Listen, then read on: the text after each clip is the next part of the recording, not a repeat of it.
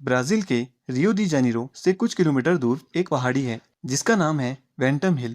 उस दिन दोपहर के वक्त एक 18 साल का लड़का अपनी पतंग ढूंढते ढूंढते उस पहाड़ पर चढ़ता है। ये उसके लिए बिल्कुल नॉर्मल दिन था, लेकिन उसे बिल्कुल अंदाजा नहीं था कि कुछ ही मिनट बाद वो ब्राजील के सबसे अजीब मिस्ट्री केसेस में से एक का पहला गवाह बन जाएगा। जब वो ऊपर पहुंचा, उसकी नजर घास के बीच दो आदमियों पर पड़ी। दोनों सीधे जमीन पर लेटे हुए थे। पहली नजर में उसे लगा शायद सो रहे हैं, लेकिन जब वो थोड़ा और पास गया तो उसके पैर वहीं जम गए। दोनों आदमी मर चुके थे और सबसे अजीब बात, उन दोनों के चेहरे पर शीशे से बने हुए अजीब से मास्क लगे हुए थे। ना आंखों के लिए होल्स, ना मुंह के लिए जगह, सिर्फ आंखों को कवर करने वाले भारी मेटल के टुकड़े। लड़का इतना डर गया कि बिना कुछ छुए सीधा नीचे भागा और पुलिस को खबर दे दी। कुछ ही देर में पुलिस, फॉरेंसिक टीम और जर्नलिस्ट पहाड़ पर पहुंच गए। जब पुलिस ने बॉडीज देखी तो उन्हें लगा शायद किसी ने मर्डर किया है, लेकिन इन्वेस्टिगेशन शुरू होते ही केस और भी अजीब होता चला गया। बॉडीज के पास ना खून था, ना स्ट्रगल करने के निशान, ना ही किसी जानवर के हमले का कोई सबूत। दोनों आदमी बहुत ही शांत तरीके से जमीन पर पड़े हुए थे, जैसे किसी ने उन्हें सुला दिया हो। पुलिस ने उनकी जेबें चेक की, एक वॉलेट, कुछ पैसे, एक टॉवल और एक छोटा सा फोल्डेड पेपर। यही पेपर आज भी इस मिस्ट्री का सबसे बड़ा क्लू माना जाता है। उस पेपर पर पोर्टुगीज लैंग्वेज में कुछ अजीब इंस्ट्रक्शंस लिखी हुई थी। उसका मतलब कुछ इस तरह था: 4:30 बजे तय की गई जगह पर पहुंचना, कैप्सूल लेना,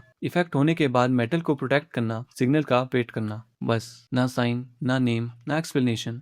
पुलिस ये नोट पढ़कर और भी उलझ गई। ये कैप्सूल क्या थी, सिग्नल किस चीज का था और मेटल को प्रोटेक्ट करने का मतलब क्या था? उस वक्त किसी के पास भी इन सवालों का कोई जवाब नहीं था। सबसे पहले पुलिस ने इन बॉडीज की पहचान करने की कोशिश की। कुछ ही घंटों में पता चल गया ये कोई क्रिमिनल नहीं थे। ये थे मिगल और मोनेल। दोनों इलेक्ट्रॉनिक्स टेक्नीशियन थे, दोनों की अपनी फैमिली थी और दोनों अपने एरिया में बिल्कुल नॉर्मल जिंदगी जीते थे। उनकी फैमिली मेंबर्स को जब पुलिस ने इन्फॉर्म किया तो सब शॉक में थे। उन्होंने कहा दोनों घर से एक नॉर्मल बिजनेस ट्रिप के लिए निकले थे। अब इन्वेस्टिगेशन पीछे की तरफ बढ़ने लगी। पुलिस ने उनका लास्ट डे रिकंस्ट्रक्ट करना शुरू किया। पता चला कि उस सुबह दोनों अपने घर से निकले और फैमिली को कहा उन्हें कुछ इलेक्ट्रॉनिक्स पार्ट खरीदने हैं। उन्होंने काफी पैसे भी साथ लिए, लेकिन अजीब बात यह थी, घर से निकलते वक्त मौसम बिल्कुल साफ था, फिर भी दोनों ने वाटरप्रूफ रेनकोट्स खरीदे। ये बात शॉपकीपर को भी याद रही। उसने पुलिस को बताया, मुझे अजीब लगा था, इतनी गर्मी थी, फिर भी दोनों ने हैवी रेनकोट्स खरीदे। रेनकोट्स मिल गए, लेकिन अम्ब्रेला नहीं, कोई कैंपिंग का सामान नहीं, कोई फूड नहीं, जैसे वो किसी छोटी सी मीटिंग के लिए निकले हो। उसके बाद दोनों एक होटल के पास रुकते हैं।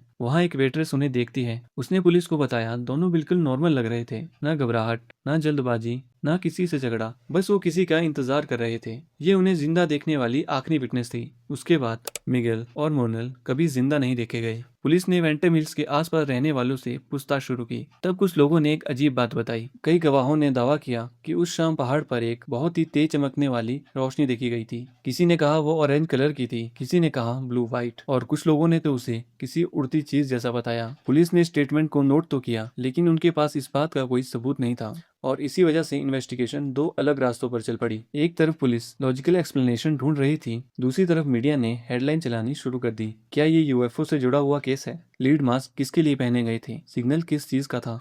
जितना मीडिया इस केस को कवर कर रहा था, उतना ही नए र्यूमर्स पैदा हो रहे थे। लेकिन असली सरप्राइज तो फोरेंसिक रिपोर्ट में छुपा हुआ था। जब फोरेंसिक डॉक्टर्स ने दोनों बॉडीज का पोस्टमार्टम किया तो उन्हें उम्मीद थी मौत की वजह तुरंत सामने आ जाएगी, शायद जहर, शायद किसी केमिकल का असर या फिर किसी तरह का वायलेंस। लेकिन रिपोर्ट ने सबको और ज्यादा कंफ्यूज कर दिया। दोनों के शरीर पर किसी तरह की मारपीट का निशान नहीं था, कोई गोली नहीं, कोई चाकू का घाव नहीं, कोई हड्डी नहीं टूटी थी और सबसे हैरानी की बात, मौत की एग्जैक्ट वजह पता नहीं चल पा रही थी। उस वक्त ब्राजील की फोरेंसिक टेक्नोलॉजी इतनी एडवांस नहीं थी। बॉडी कई दिनों से खुले मौसम में पड़ी हुई थी, इसीलिए टॉक्सिकोलॉजी टेस्ट भी रिलायबल नहीं हो पाया। अगर उन्होंने कोई कैप्सूल ली भी थी तो उसका सबूत हमेशा के लिए खत्म हो चुका था। अब पुलिस के पास सिर्फ सवाल ही सवाल थे। आखिर ये लीड के मास्क क्यों पहने गए थे?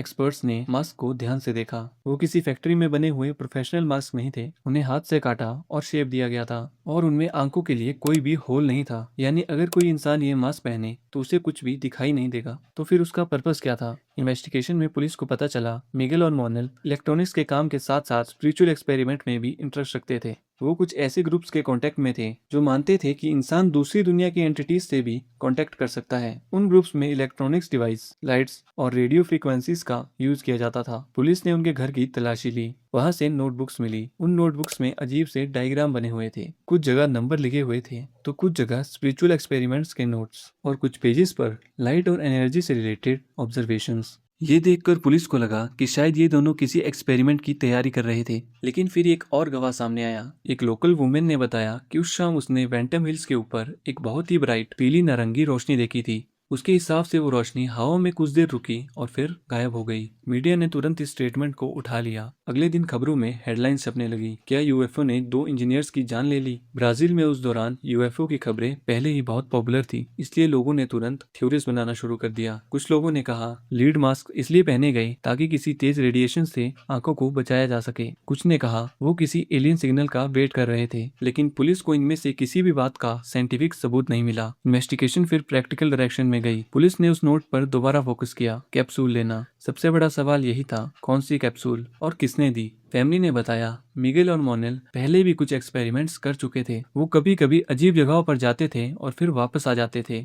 लेकिन इस बार कुछ अलग हुआ था। पुलिस ने उन लोगों से भी पूछताछ की जो उन स्पिरिचुअल ग्रुप में जुड़े हुए थे। किसी ने सीधा जवाब नहीं दिया। किसी ने कहा एक्सपेरिमेंट प्राइवेट था, तो किसी ने कहा उन्हें कुछ याद ही नहीं है। और कुछ लोग तो इन्वेस्टिगेशन के बाद अचानक गायब हो गए। यहीं से कॉन्स्पिरेसी थ्योरीज और बढ़ गई। कुछ रिसर्चर्स का मानना था शायद दोनों ने ड्रग या केमिकल लिया हो। उस केमिकल का इफेक्ट इतना डेंजरस हुआ कि दोनों की मौत हो गई। लेकिन फिर एक प्रॉब्लम सामने आती है, अगर ऐसा हुआ था तो उनके पास बैठा तीसरा इंसान कहाँ गया और बॉडीज को उस पोजीशन में किसने छोड़ा। दूसरी थ्योरी और भी अजीब थी। उसके हिसाब से दोनों किसी फ्रॉड स्पिरिचुअल लीडर के कांटेक्ट में आ गए थे।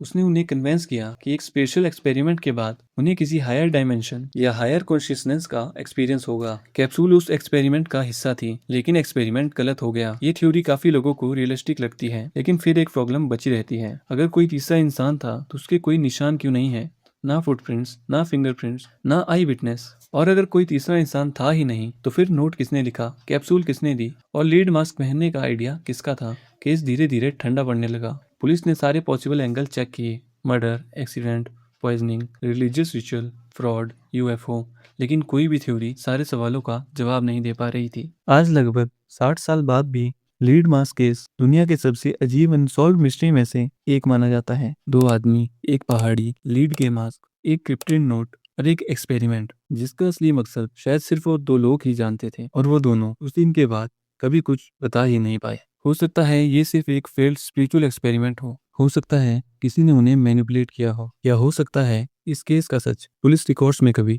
था ही नहीं। एक छोटा सा पेपर, सिर्फ 4 इंस्ट्रक्शंस, और उन 4 लाइन्स ने लगभग 6 दशकों से इन्वेस्टिगेशन को उलझा रखा था। तुम्हारे हिसाब से सबसे बिलीवेबल थ्योरी कौन सी है? क्या ये एक डेंजरस एक्सपेरिमेंट था, या इस कहानी में अभी भी कोई ऐसा राज छुपा है जो दुनिया के सामने कभी नहीं आया?